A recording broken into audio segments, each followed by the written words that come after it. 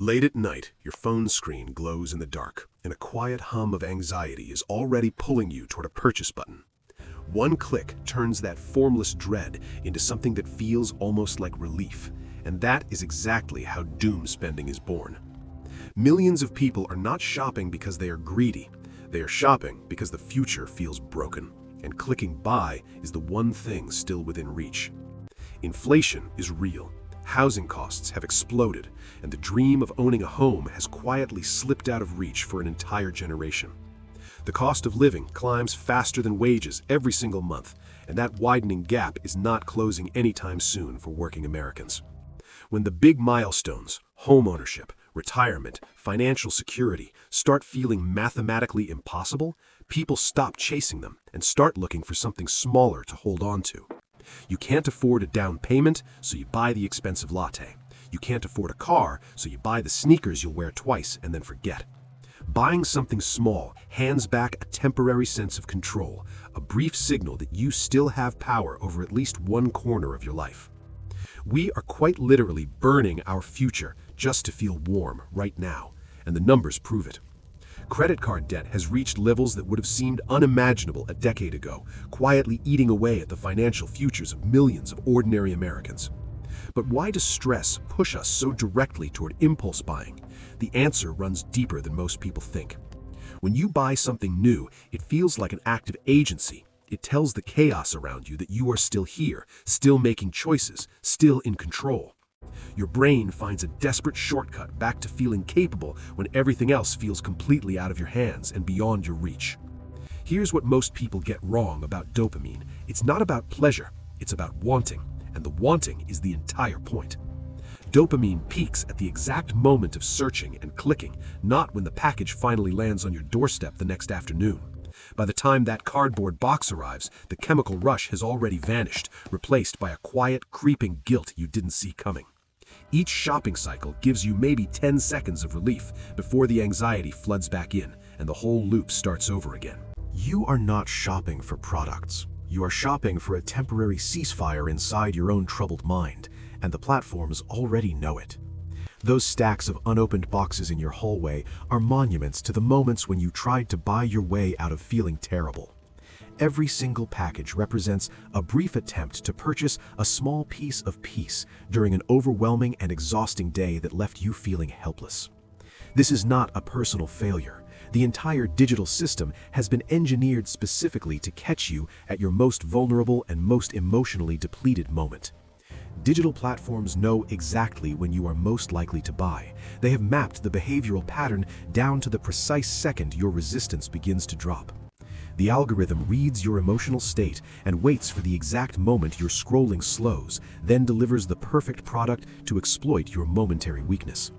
These platforms quietly manufacture insecurity, then offer you the solution before you even realize you have been carefully and deliberately manipulated into wanting something. The result is a system designed to keep you permanently trapped in a loop. Feel bad, buy something, feel briefly better, feel worse again, repeat endlessly.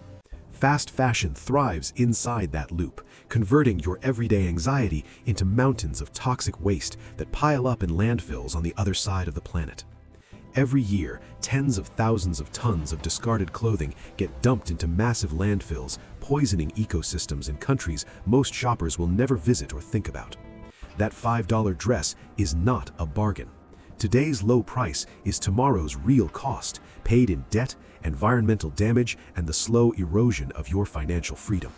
These corporations make you feel like a smart consumer while they quietly pick your pocket through a polished and perfectly optimized digital interface you trust.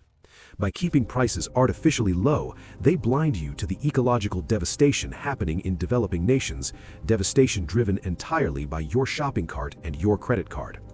Every time you click buy, you cast an unknowing vote for more waste, more debt, more damage, and more of a system that profits directly from your pain.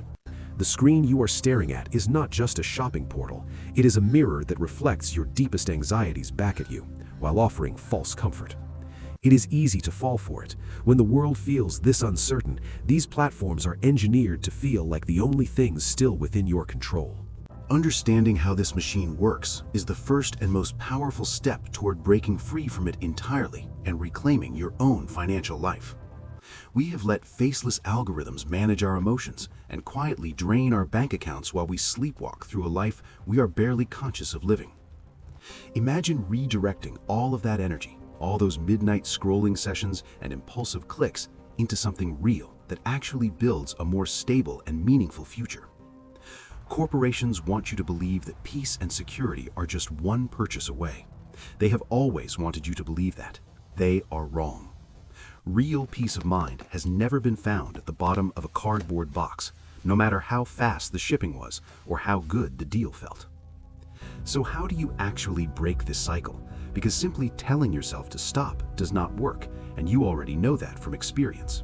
That's like telling someone who is drowning to just stop being wet. The urge runs deeper than willpower, and it requires a smarter and more intentional response. The first real step is learning to name the impulse before you act on it, to catch the feeling before it becomes a transaction you will regret. The next time your finger hovers over the buy button, stop and ask yourself one simple but brutally honest question before you do anything else. Am I buying this because I actually need it, or am I buying it because I'm afraid of what I just saw on the news tonight?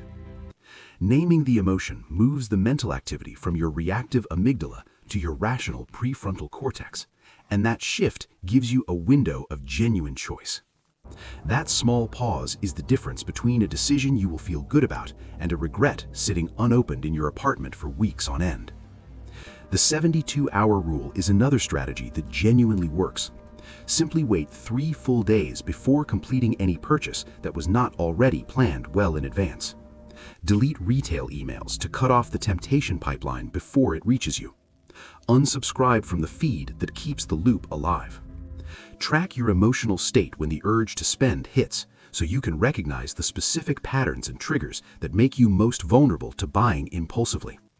Stop letting sophisticated algorithms manage your fear and quietly dictate your financial decisions. You are smarter than the machine that was built to exploit you. Your worth is not tied to that glowing order confirmation screen lighting up your bedroom at midnight with the false warmth of a good decision. Instead of scrolling through endless product feeds, step outside and take a walk, plant something, or write your thoughts down on paper with an actual pen. These are not soft suggestions. These practices physically rebuild your psychological resilience and make predatory algorithms progressively less effective at manipulating your emotions over time. It takes real courage to face uncertainty without using a shopping cart as your emotional shield against a world that feels hostile and overwhelming. But every time you choose presence over purchasing, you take back a small piece of the future this system has been quietly and steadily stealing from you. We can choose sustainable practices, reject fast fashion, and protect not only our bank accounts, but the environment that future generations will have to inherit and live in. The path to real financial and emotional freedom starts with one conscious pause before the next impulsive click, one honest question, one brave decision to wait. Your worth is immeasurable. It cannot be quantified by your recent purchase history. It never could. And the sooner you genuinely believe that, the freer you become. Slow down, step away from the screen, take a breath, and start reclaiming the life that has always been yours to actually live.